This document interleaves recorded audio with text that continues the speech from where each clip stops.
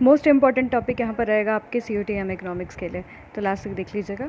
और ऐसे ही और भी टॉपिक आज हम कवर करेंगे दिन भर आपके लिए, और इंडियन इकोनॉमी से रहेगा। अगर आपको और भी कोई टॉपिक सजेस्ट करना है तो हमें बता सकते हैं, ठीक है।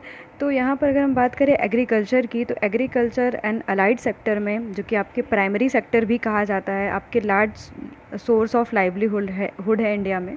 और ऐसा एस्टिमेट किया गया है कि जो आपके 70% पॉपुलेशन है, rural population, rural house hold है, वो अभी भी still depends primarily on agriculture for their livelihood. 70% जो गांव की रूरल जनता है वो कहाँ पर आपके इन्वॉल्व है, आपके एग्रीकल्चर में इन्वॉल्व है, जिसमें कि अगर हम इसको 100% मान के चले तो 82% जो आपके फार्मर्स हैं they are being small and marginal, ठीक है। ये आपके क्या है, स्मॉल एंड मार्जिनल हैं, ठीक है, छोटे फार्मर्स यहाँ पर हैं, ये चीज़ याद रखिएगा। अगर हम एस्टिमेट करें, यहाँ पर जो एस्टिमेशन दिया गया आपके लिए, जो एग्ज़ाम के लिए इम्पॉर्टेंट है, 2017-18 के अकॉर्डिंग आपके टोटल फूड ग्रेन प्रोडक्शन की बात करें, वॉज एस्टिमेटेड, लगभग आपके एस्टिमेट किया गया है, ये डेटा मैं लिख देती हूँ। 2017-18 के अकॉर्डिंग जो total food grain production estimation था वो आपके 275 मिलियन टन था, ठीक है। ये आपके जो है याद रखिएगा, 2017 से 18 तक जो आपके फूड ग्रेन प्रोडक्शन का जो आपके एस्टिमेट था कि कितना था इंडिया में, वो आपके 275 मिलियन। ये बार बार रिपीट करी क्यों, क्योंकि इम्पॉर्टेंट है। India is the largest producer, ठीक है, आपके लार्जेस्ट प्रोड्यूसर है। अगर हम टोटल ग्लोबल प्रोडक्शन देख लें तो 25% जो आपके टोटल प्रोडक्शन है आपके वर्ल्ड में, वो कौन कर रहा है, आपके इंडिया कर रही है, आपके किसका, एग्रीकल्चरल प्रोडक्ट्स का, ठीक है। और कंजम्पशन में ये टोटल आपके ग्लोबल प्रोडक्शन का है डेटा, ठीक है। ग्लोबल जो प्रोडक्शन है उसका डेटा है ये, कि लगभग 25% जो है ग्लोबल प्रोडक्शन इंडिया का है। अगर हम बात करें 27%, ठीक है, 27% जो है ये आपके क्या है, वर्ल्ड कंजम्पशन से रिलेटेड है, वर्ल्ड कंजम्पशन से रिलेटेड है, यानी पूरे विश्व में जितना कंजम्पशन होता है वो भारत में सिर्फ कितने लोग कर रहे हैं, लगभग अगर हम बात करें तो 27% वर्ल्ड कंजम्पशन में इंडिया का इन्वॉल्वमेंट है, ठीक है, ओके। और अगर इंपोर्ट की बात करें कि कितने, जबकि पल्सेस, सोचिए कि इंडिया पल्स बहुत ज़्यादा होता है, बट 14% अगर हम बात करें पल्सेस का, वर्ल्ड में इम्पोर्टर है इंडिया, ठीक है। 14% जो पल्सेस है उसका इम्पोर्टर है आपके ओनली इंडिया, ये चीज़ याद रखना, ठीक है। ये कुछ आपके इम्पॉर्टेंट जो डेटास थे वो मैंने आपको बताया, ये 2017 के 18 के हिसाब से है। अगर 2017-18 के हिसाब से देखा जाए तो इंडिया में जो आपके मिल्क जो प्रोडक्शन है, मिल्क प्रोडक्शन अगर हम बात करें तो 165 मिलियन टन जो है प्रोडक्शन हुआ, किसका, आपके मिल्क का। कौन से डेटा के हिसाब से है, 2017-18 के हिसाब से, ठीक है। यानी India is the largest producer of milk. First of all याद रखिएगा किसका लार्जेस्ट प्रोड्यूसर है। अब मैं इस पॉइंट को लिखवाती हूँ आपको, कि आपको याद रखना है मिल्क का, जूट का, पल्सेस का, इंडिया क्या है, आपके लार्जेस्ट प्रोड्यूसर है, ठीक है। और याद रखिएगा with the world second largest production, अगर हम बात करें यहाँ पर लार्जेस्ट प्रोड्यूसर आपका किसका है, मिल्क, जूट एंड पल्सेस, ठीक है। और केटल प्रोडक्शन में आपके अगर हम बात करें तो सेकंड लार्जेस्ट जो है आपका इंडिया है, ठीक है। अगर हम बात करें सेकंड लार्जेस्ट जो प्रोड्यूसर है, ये तो फर्स्ट हो गया आपके, है ना, फर्स्ट लार्जेस्ट जो प्रोड्यूसर इंडिया है वो किसका किसका है, आपके मिल्क, जूट, पल्सेस। जूट कहाँ पर होता है, मैंने क्लासेस में भी आपको बताया कि वेस्ट बंगाल में जूट बहुत होता है, महाराष्ट्र ने भी जूट की इंडस्ट्री बीच में मिल्स ओपन किए थे, बट आपको वेस्ट बंगाल याद रखना है कि जूट के सोलली बहुत अच्छे प्रोड्यूसर्स के रूप में जाना जाता है स्टेट में।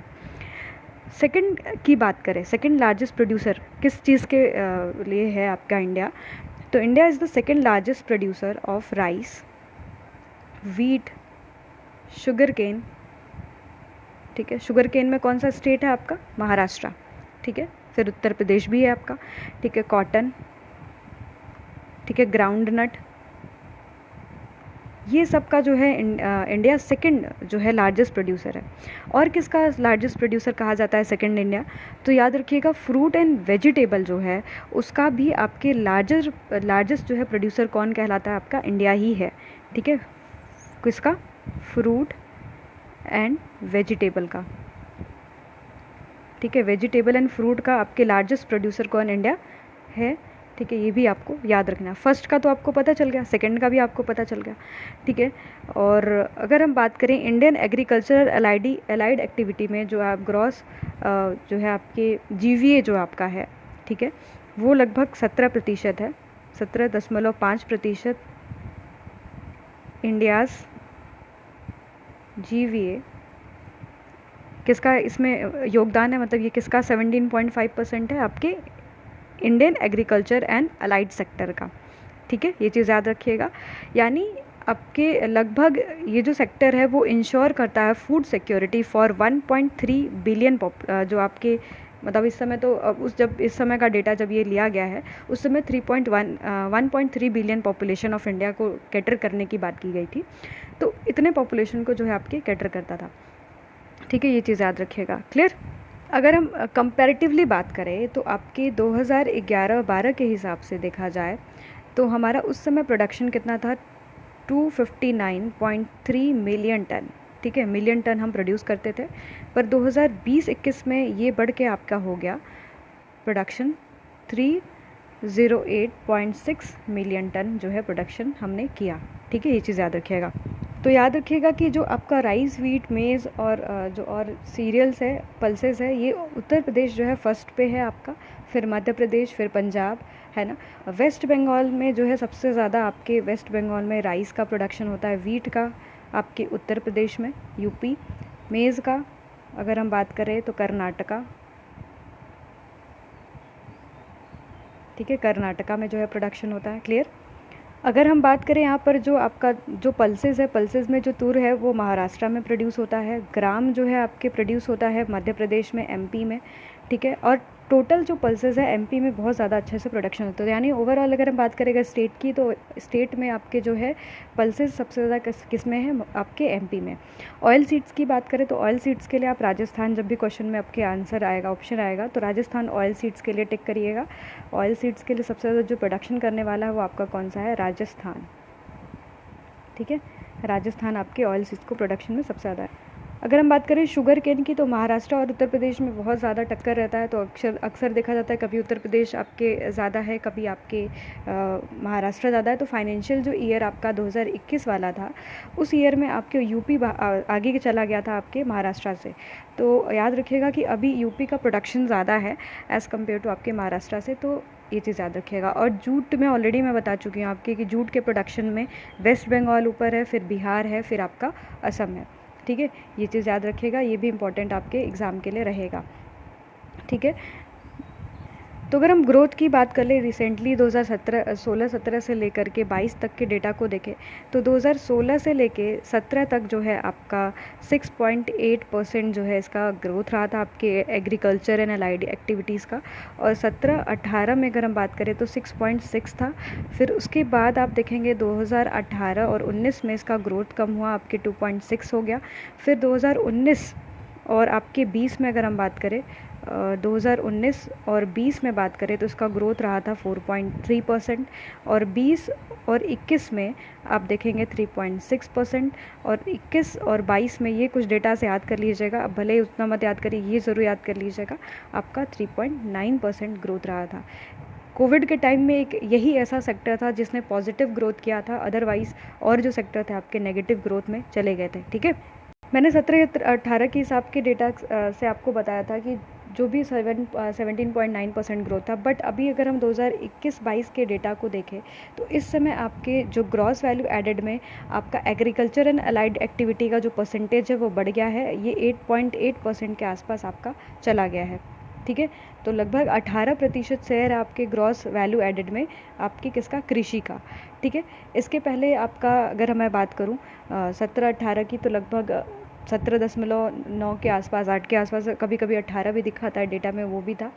पर अभी जो है 21-22 का देखेंगे तो 18.8% था। इसके जस्ट जो पीछे था आपके काफ़ी अच्छा ग्रोथ रहा था आपके लगभग हम बात करें 20-21 का बात करें तो 20-21 में जो हमने ग्रोथ देखा था आपके मतलब आपके ग्रॉस वैल्यू एडेड यानी करंट प्राइस पे जो हमने देखा, तो 20-21 में जो इसका कंट्रीब्यूशन रहा था आपके जीवीए में वो लगभग आपके 2%। ये देखिए सबसे बड़ा ग्रोथ हमने 2020-21 में देखा, और आपके 21 और 22 का जो रहा था ये कम हो गया, 8.8% हो गया। ठीक है, ये पॉइंट याद रखिएगा, ये भी इम्पोर्टेंट रहेगा आपके लिए। क्लियर?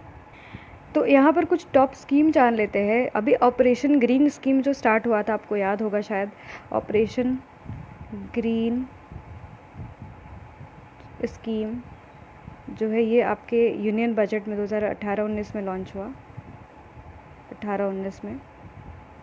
ठीक है, ये आपके फार्मर्स ऑर्गेनाइजेशन के लिए स्टार्ट हुआ था। यहाँ पर बेसिकली अगर हम बात करें एग्री लॉजिस्टिक और प्रोसेसिंग फैसिलिटी से रिलेटेड है ये, और ये बेसिकली टॉप से रिलेट करता है आपके।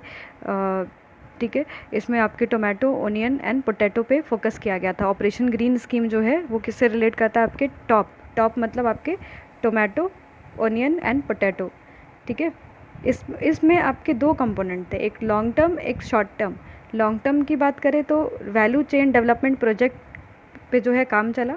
ठीक है, एंड शॉर्ट टर्म में यहाँ पर आपके जो है सब्सिडी प्रोवाइड की गई 50% ऑन ट्रांसपोर्टेशन एंड स्टोरेज इसी स्कीम में। तो ऑपरेशन ग्रीन स्कीम जो है 18-19 में लॉन्च हुआ था, ये भी पॉइंट आप लोग याद कर लीजिएगा। ठीक है, तो आपको याद रखना है कि जो इंडिया है वो 2/3 जो आपके पॉपुलेशन है वो किस में इन्वॉल्व है? आपका एग्रीकल्चर में। ठीक है, आपके एग्रीकल्चर पे डिपेंड करती है, और रूरल का ऑलरेडी मैं बता चुकी हूँ कि 70% से ज़्यादा आबादी आपके किस में है? एग्रीकल्चर में है। ठीक है, अब आप ये कुछ फैक्ट्स यहाँ पर देख सकते हैं, ऑलरेडी मैं बता चुकी हूँ। लार्जेस्ट प्रोड्यूसर किसका है? मिल्क, जूट, पल्सेस, मैंगो, बनाना, सपोटा है ना, इन सब का है। ठीक है, और सेकंड लार्जेस्ट प्रोड्यूसर ऑलरेडी मैं बता चुकी हूँ कि आपके फ़िश, वेजिटेबल, फ्रूट्स इसका भी है। India rank 3rd in tobacco production and 6th in coffee production में जाता है। ठीक है, और ऑलरेडी मैंने इसको अभी डेटा बताया कि कितना, अभी ये डेटा बदल चुका है, अभी जस्ट मैंने बताया कि कितना % जो है टोटल आपके वर्ल्ड के जो प्रोडक्शन हो रहा है उसमें कितना जो है इंडिया का कंट्रीब्यूशन है, वो भी मैंने आपको डेटा बताया, वो भी याद कर लीजिएगा। ठीक है, नेक्स्ट ग्रीन रिवोल्यूशन से रिलेटेड है, और भी नेक्स्ट वीडियो में हम छोटे छोटे शॉर्ट वीडियो में कर रहे हैं जिससे कि आपको पॉइंट्स याद रहे और बर्डन भी ना लगे, क्योंकि थोड़ा सा इंडियन इकॉनमी बोरिंग होता है। तो नेक्स्ट वीडियो और भी करेंगे आपके एग्रीकल्चर से रिलेटेड। तो देखिए क्वेश्चन पूछता है आपके एग्रीकल्चर जो स्ट्रेटजी है इंडिया की, वो कब न्यू स्ट्रेटजी अपनाई गई? तो 1960s में। ये पॉइंट आप याद रखिएगा, 1960s में, क्योंकि 66 में आपका क्या हुआ था? ग्रीन रिवोल्यूशन जो है लॉन्च हुआ था। ठीक है, और high yielding variety seed and chemical का प्रोडक्शन हमने स्टार्ट किया, और हमने न्यू टेक्निक से करना स्टार्ट किया था। और 1960s में एक्चुअली आपके 7 state and 7 district were selected, यहाँ पर सेलेक्ट किया गया था एक पायलट प्रोजेक्ट के लिए जिसका नाम था IADP, that is intensive area development programme. ठीक है, क्या 7 स्टेट 7 डिस्ट्रिक्ट पायलट प्रोजेक्ट के लिए सेलेक्ट किया गया था, जो कि इंटेंसिव एरिया डेवलपमेंट प्रोजेक्ट है, AIDP। ठीक है, तो इसी वजह से बोला जाता है कि 1960 में इंडिया का जो आपके न्यू एग्रीकल्चरल स्ट्रेटजी है वो यहाँ पर स्टार्ट हो जाती है। ठीक है, और फिर हमने उसके बाद देखा कि आपकी ग्रीन रेवोल्यूशन भी इसी के बाद स्टार्ट हो जाता है। ठीक है, अब ये सारे पॉइंट्स आपको याद रखने हैं कि फादर ऑफ ग्रीन रिवोल्यूशन आपको तो पता होगा, नॉर्मन अर्नेस्ट बोरलॉग, सबको पता है, और he is also known as the man who saved a billion lives, है ना। और इंडियन ग्रीन रिवोल्यूशन के कौन थे? MS स्वामीनाथन। ठीक है, और इसको जो स्पॉन्सर करने वाला था वो रॉकेट फेलर फाउंडेशन था, इस स्कीम को आपके किया था। और पायनर जो स्टेट था जिसमें ग्रीन रिवोल्यूशन सक्सेसफुल रहा था, दैट वाज पंजाब, है ना। और उसको क्या बोला जाता है? That is also known as granary of India भी कहा जाता है। ठीक है, तो ये जो है ग्रीन रिवोल्यूशन से रिलेटेड कुछ फैक्ट, ये रेनबो रिवोल्यूशन लिख लीजिए, उसके बाद मैं ग्रीन रिवोल्यूशन पे और आपके नेक्स्ट फैक्ट लेके आती हूँ। तो यहाँ पर आपके जो है रेनबो रिवोल्यूशन और फूड चेन रिवोल्यूशन जिसको बोलते हैं, जिसमें ग्रेन प्रोडक्शन की बात की जाती है। तो वाइट रिवोल्यूशन किससे रिलेटेड है? Milk, yellow wild seeds, blue fisheries, red आपके बीट एंड टमाटो, गोल्डन जो है fruit and Apple, grey fertiliser, black and brown आपके नॉन कन्वेंशनल एनर्जी रिसोर्सेज से रिलेटेड है, और सिल्वर आपके एग एंड राउंड जो है पोटैटो से। Father of white revolution that was doctor Verghese Kurien. ठीक है, अब यहाँ तक जो फैक्ट्स मैंने बताया प्लीज़ उसको नोट करके एक बार ज़रूर पढ़ लीजिएगा, इंपॉर्टेंट रहेगा। और नेक्स्ट वीडियो में और पॉइंट लेके आते हैं, आप हमें सजेस्ट कर सकते हैं कि कौन से पॉइंट से आपको जो है वीडियो चाहिए, वो मैं बना दूँगी आज। ठीक है, तो जुड़े रहना। Thank you so much.